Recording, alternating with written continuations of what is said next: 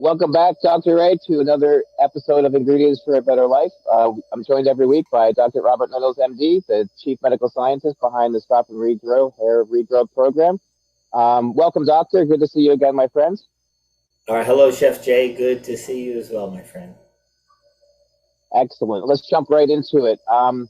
So, Dr. Huberman, who has a pretty well-known blog, YouTube channel. He recently did some research about hair regrowth, which is kind of odd because he doesn't have a background. He's a neuroscientist, but he has over 1 million people watching him because he's brain hacks, how to trick your brain, and a doctor that not only has studied medical and hair transplanting and hair regrowth, but you've also studied human behavior. So I know that you're able to go over this stuff and kind of clear up some, we'll say, fallacies that he put out there. Because again, his research is not research like yourself has done for over 20 years now.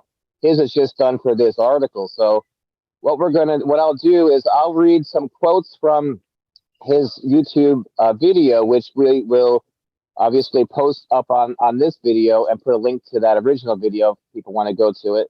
And then you can kind of clear up any information that's not correct, clarify for us. So okay, so there's a Dr. Andrew Huberman, and he's a correct. Neuroscientist, and he has discussed hair loss in a video, and we're going to go over some of those excerpts to better explain maybe what he said, because sometimes scientists, Chef Jay, we may use the words that we may talk ourselves into a frenzy, and it doesn't come out right. So let me see if I can detangle some of these words. Yeah, that's excellent. I know a fair bit about it, and it just gets a little bit lost. So in the translation. So in the beginning of the video, Dr. Huberman goes over the factors that influence hair growth and hair loss. So first, he says hair growth is an active process, right, that requires oxygen and nutrients. And while the manipulations that increase blood flow to the stem cell and melanocyte populations, whatever that means, can slow hair loss and extend hair growth duration. So they must be done in conjunction with other treatments to robustly enhance hair growth. And that's a lot that I don't understand. So I'll let you clarify that. Okay, Chef. So Chef Jay, this is where you take a lot that means a little. Okay, so a lot of times when products say will kind of improve a lot, we hope it makes it a lot better. Rogaine says a lot of this stuff, we're going to do our best to make it fuzzy hair, what they call it vellus, and then supposedly from the petri dish to the patient's vellus hair was going to turn into terminal hair, and that was never feasible. So it never happened, but minoxidil today still has an FDA claim to grow hair because it does do that term. But if you asked a person, would you be satisfied with that hair on your head? The answer is no. So marketing doesn't ask scientists to give us a marketing claim. They ask us something in a petri dish that they can then make a marketing claim. So what the scientist was referring to is that all of these products that are going to attempt to improve blood flow, and there's lots of them, so we're going to couch all of them under just a product that increases blood flow.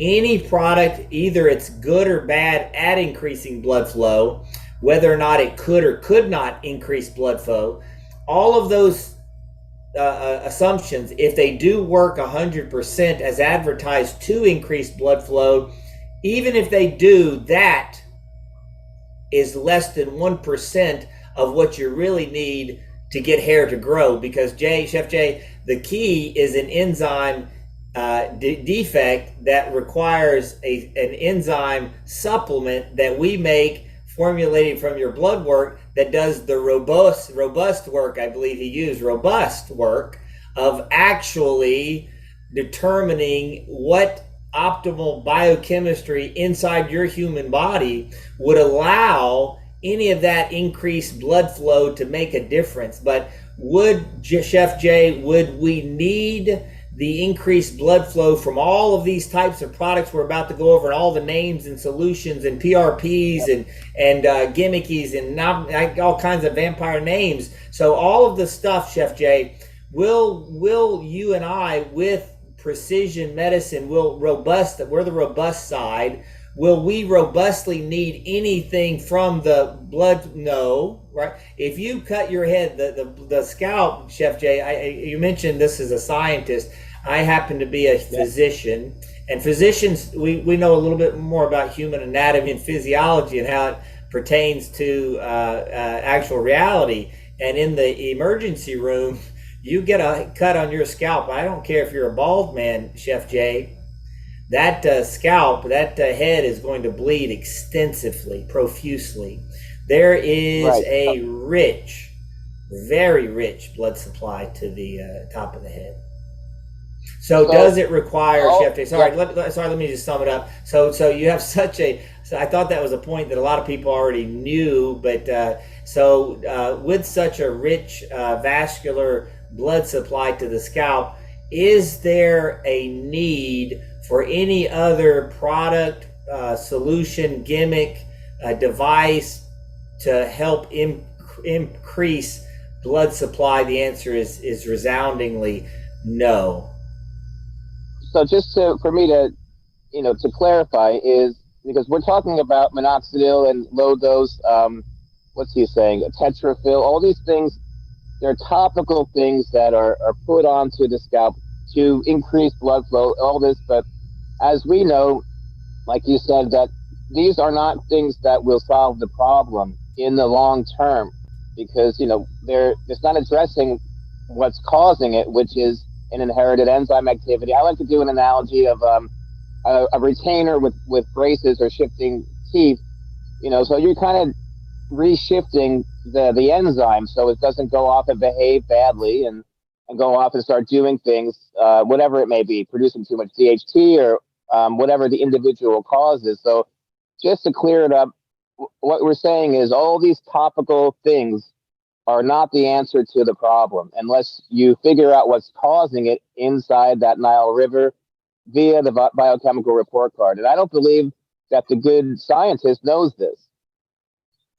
Well, and Chef Jay, I can't determine whether or not he what he knows or does not know, but based on that statement, it could easily be broken down to the truth of the matter is that precision medicine and the cure to hair loss by effectively rebalancing hormones by repairing defective enzymes is a deductive reasoning that has not been written in textbooks. So a scientist learns a lot from the books that they're surrounded by. And unfortunately, we haven't shared the molecular discovery with other scientists, but we're more than welcome to if Dr. Andrew Huberman would like to come on and ask questions on your show. We'd be happy to answer and even show some slideshows, some slide slides. So then he transitions into PRP. So would you classify that as another topical type method of going at it, which isn't the answer either? And if you can kind of explain what PRP is for people that haven't seen us talk about it previously. Well, PRP, so modern innovations of medicine up until the 1800s was letting out blood, thinking that things in the blood were causing problems to the cells, and remove blood. And those were the modernists. And today we know everything's in the blood, and the blood really is important.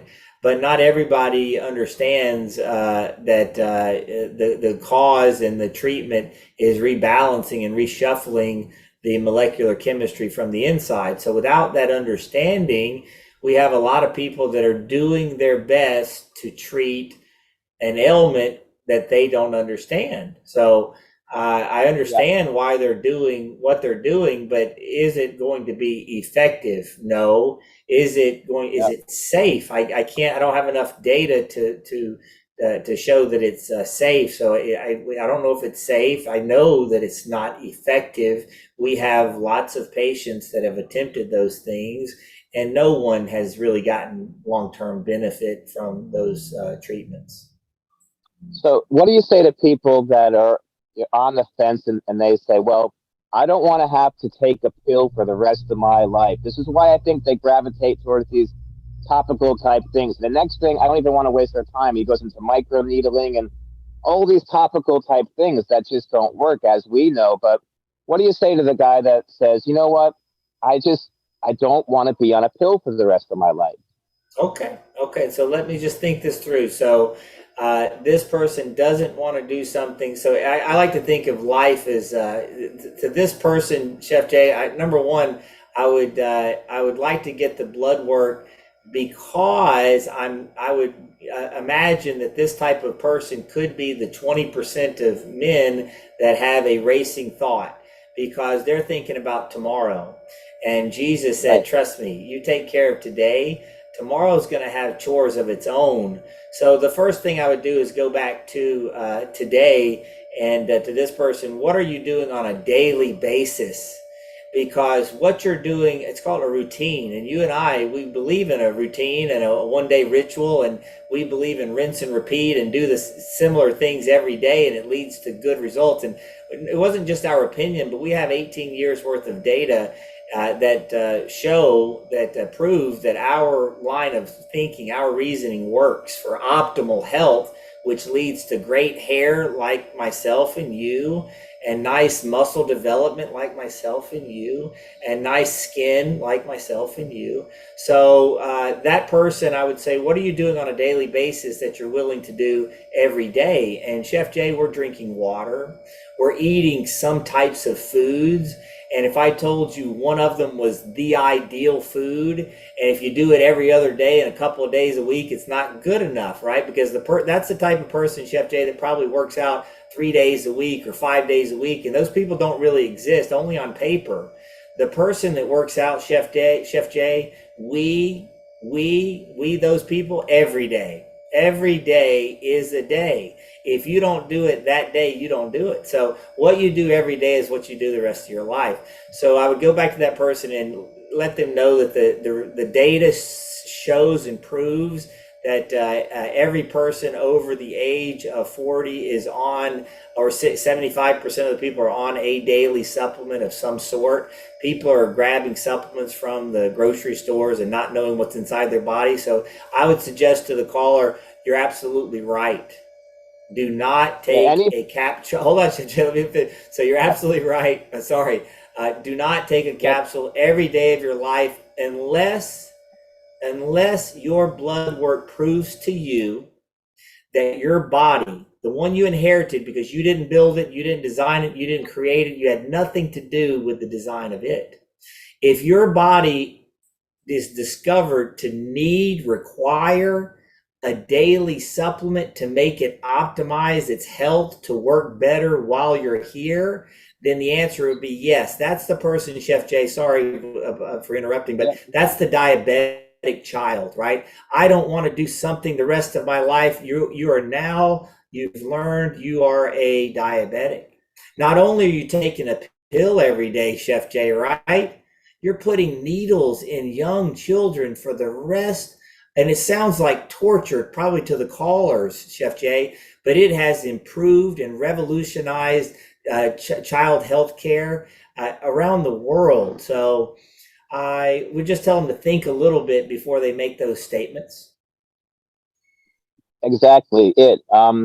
So what a lot of people don't realize as well that is when you're talking about your prescription supplementation based upon the blood work results from their individual, chemistry, biochemistry that are unique to each person. This isn't a prescription that's off the shelf. These are custom, supplementations that you put into a compounding pharmacy, and these aren't high dose generic drugs with huge side effects that people have a stigma about. And I like to tell people that if you're not getting a supplement or anything with a prescription on it, it's not going to make a change in your body. So all these people with the GNC and the Amazon, and you're just basically throwing money down the toilet. So if there's not a prescription on that thing, it's not going to make a change. It's the FDA won't allow it.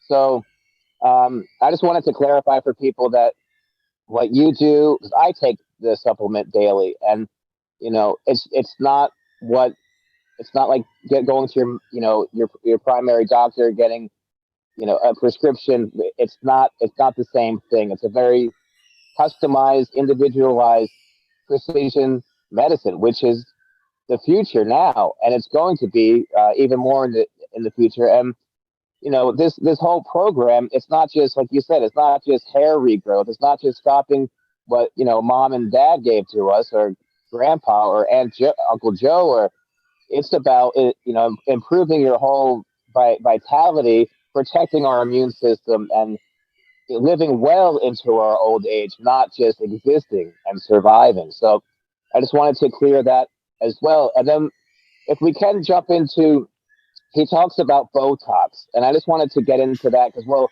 dovetail that into your magical, I call it the liquid gold, the Stop and Regrow hair regrowth topical, which comes in either the foam or the other clear liquid, depending on whether it's short hair or longer hair for the application process. So if you could just touch in on how, because he says here, Botox injections on the scalp could be advantageous to oxygen flow and blah, blah, blah. And so again, another topical type thing, but how is that, when we're talking topicals, or let's talk about your hair regrowth topical and why it's different. And I know that Botox is very expensive, but the hair regrowth topical that you use is even more expensive if you were to weigh them gram for gram or ounce per ounce. Absolutely. Good question, Chef Jay. So once again, most of the treatments that were offered in the article or the video were really the razzle dazzle, things you see in the grocery store counter.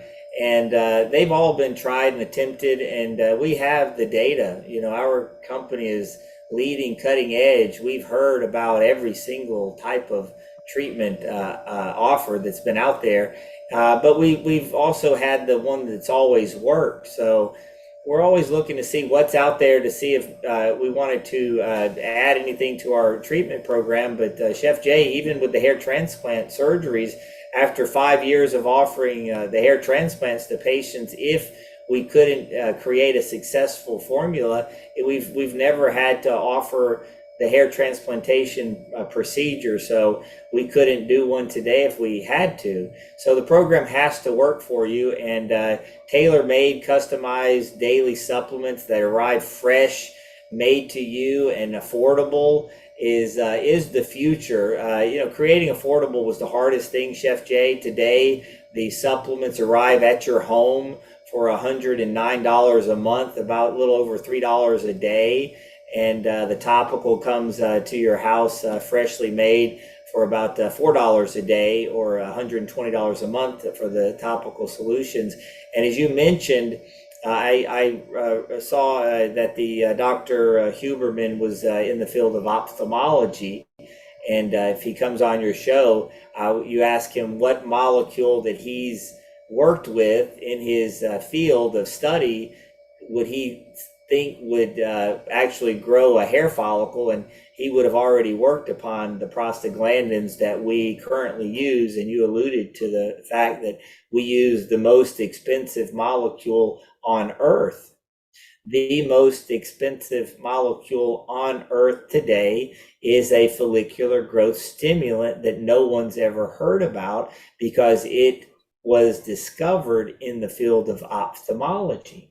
So that ingredient that works to decrease the ocular pressures in eyes also works on the prostaglandin F2 alpha receptor that's located in the hair follicles that leads to terminal hair, which is the hair that you have that you can comb and part, and the hair that I have that you can comb and part. Rogaine and minoxidil's molecule, no matter what percentage, will always work upon the prostaglandin E receptor, which leads to vellus hair in petri dishes that was marketed to grow hair for humans. And that wasn't something that you pulled out of a hat. You actually discovered that when you were doing your medical rotations, working with an eye surgeon, right? And you guys were treating glaucoma patients. So um, it's a pretty cool story for people that are on the program. I'm sure you have no problem talking to them when you sit down, in their visits with you, because it's a very good story. Like I said, it's not like you just pulled it out of a hat. You came across it while you were doing your study as a doctor. So, Absolutely, Chef Jay. and one more. Patience and faith, and God has a plan, and you just stay the course. How I ended up in the field of ophthalmology, completing a fellowship in vitreoretinal surgery, you and I have no idea.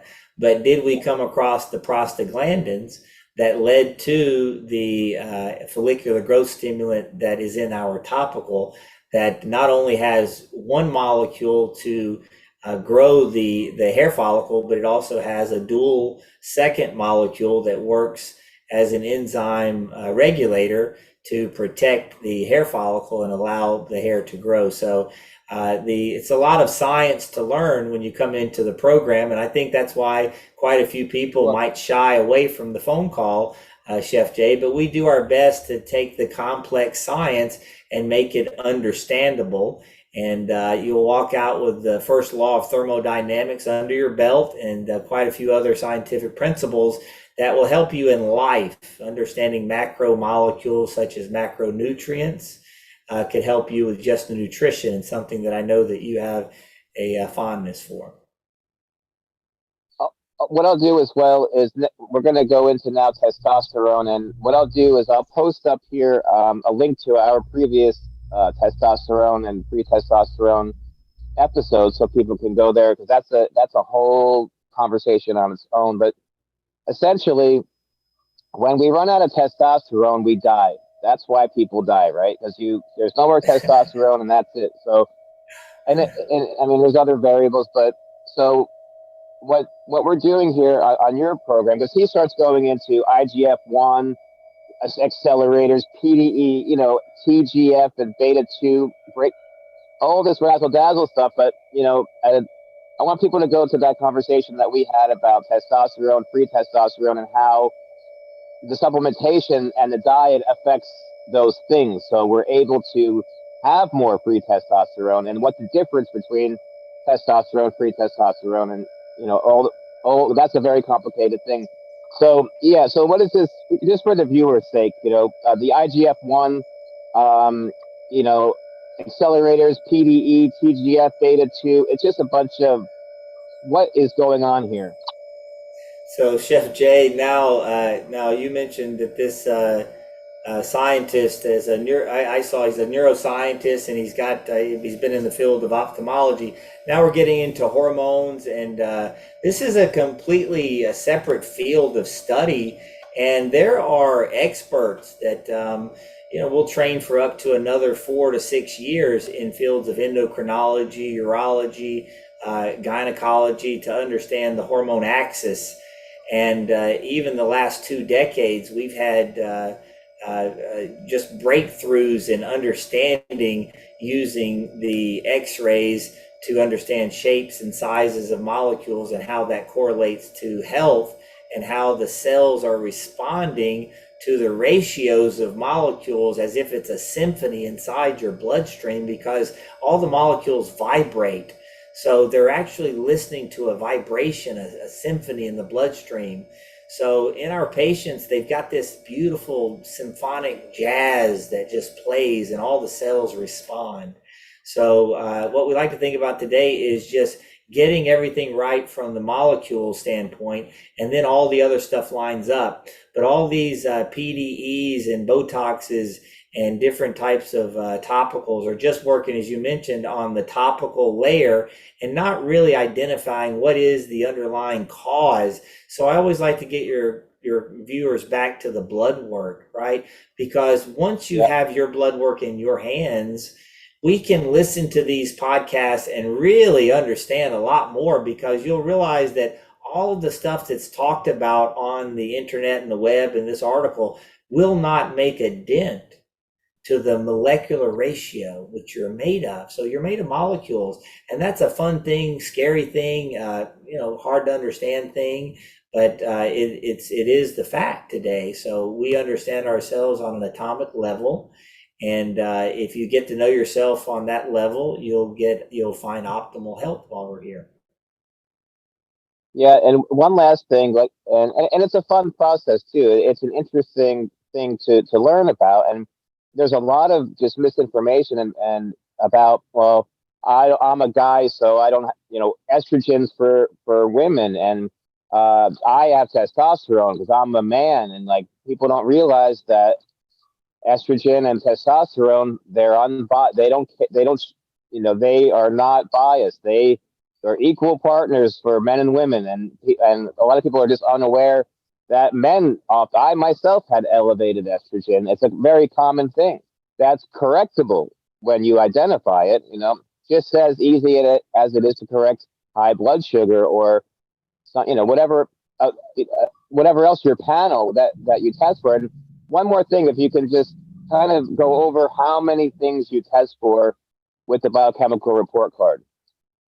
Well, you just mentioned diabetes, hypertension. So all of those types of issues can be dealt with on a molecular level. So the blood panel is very comprehensive. You'll get an idea of the health of your liver, your kidneys, any anemia, any blood thinning, any problems with white cells, any platelet issues, thrombosis, any issues with the hormone axis.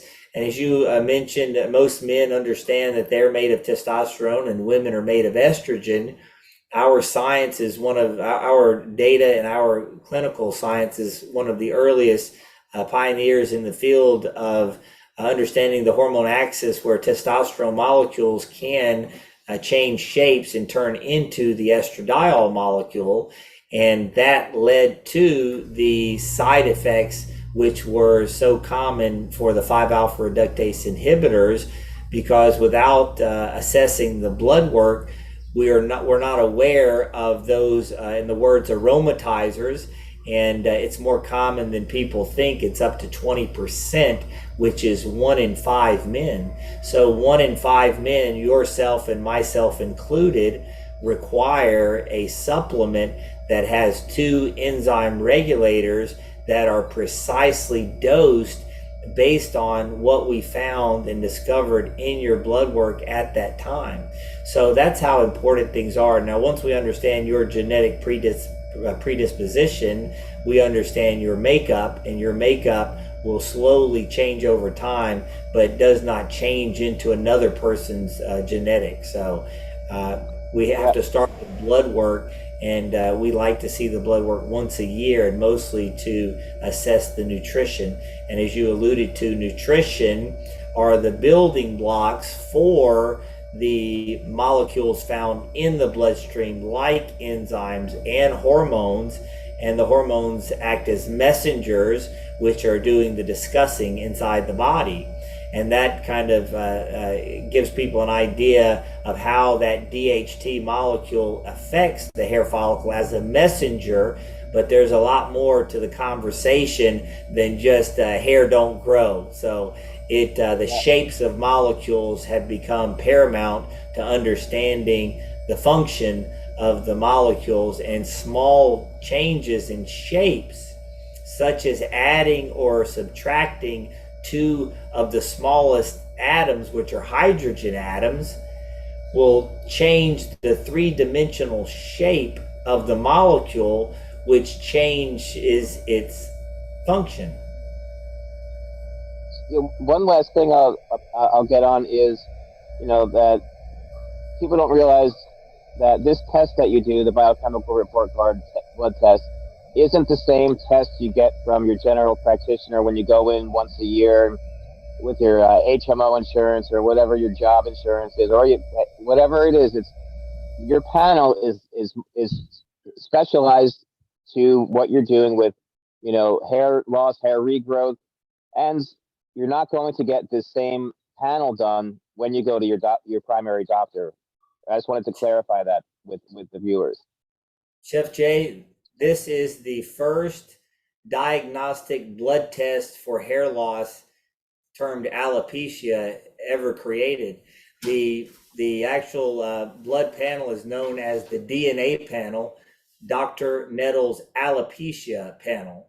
So the DNA Dr. Nettles alopecia panel is the first diagnostic blood test that's ever been developed. So for the first time ever on Earth, you can diagnose your hair loss. Until today, Chef Jay, everyone has given their opinions and they've offered treatments and with or without minimal success. Today, we can diagnose what is the cause and then create a solution.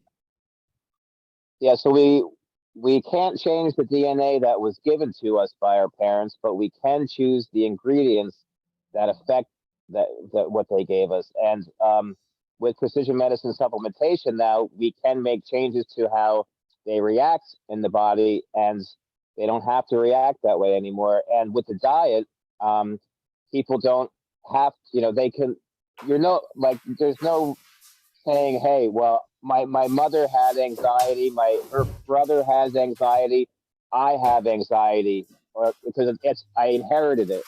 It's like, well, you may have, but you may also have elevated estrogen. So check your hormone panels. Also, you probably need to stay away from soy products, which are often hidden times in modern convenience foods like cooking oils and things.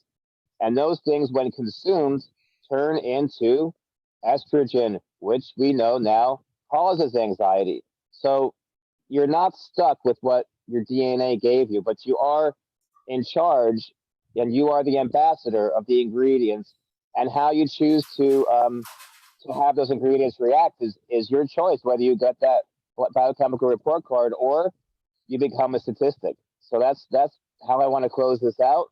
And then we'll reach out to the good scientist, Dr. Huberman, to see if he has anything to say or if he wants to chime in or join or have a conversation with you. And then next week, we'll get on to part 2 of this razzle dazzle that's out there with 1.4 million hits. He has 1 million viewers, and there's 1.4 hits on this one, topic we're talking about, this one video. So this was half of it, and next week we'll get into the other half to kind of dispel any just rumors. And again, people want to talk and they want to plan, and unfortunately, without taking action, it's not going to help your life. You're not going to regrow hair, and you're not going to be the best you can be. So, Doctor, thank you for joining me on Ingredients for a Better Life. God bless you, and I look forward to talking to you next week. You got it. Thank you, Chef Jay. Enjoy the rest of your day. All right. You as well, my friend. Take care.